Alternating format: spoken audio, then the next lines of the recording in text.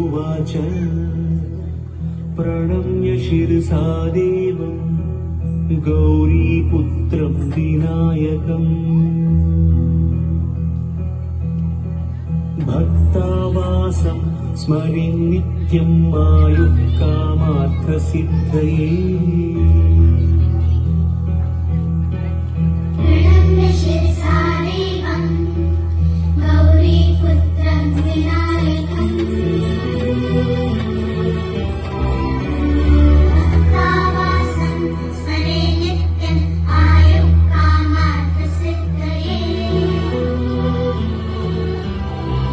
प्रथमं वक्रतुण्डं च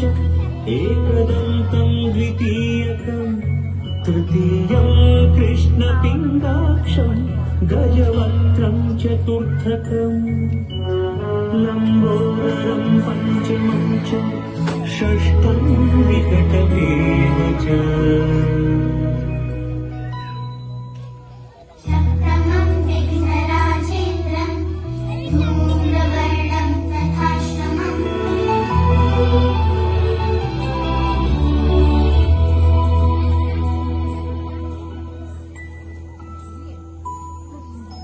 नवमं बालचन्द्रं च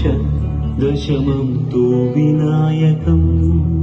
एकादशं गणपतिं द्वादशं तु गजाननम् द्वादशैतानि नामानि त्रिसन्ध्यं यः पठेन्नरः निजमिन्द्रभयं तस्य सर्वसिद्धिकरं प्रभो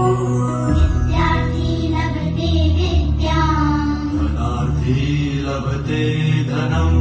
पुत्रार्थी लभते पुत्रान् मोक्षार्थी लभते गतिम् गणपतिस्तोत्रम् षड्मासैः फलं लभे संवत्सरेण सिद्धिं च लभते नात्र संशयः अष्टभ्यो ब्राह्मणेभ्यश्च लिखित्वाय समर्पयेत् तस्य विद्या भवेत् सर्वा गणेशस्य प्रसादतः इति श्रीनारदपुराणे सङ्कष्टनाशनम् नाम श्रीगणपतिस्तोत्रम्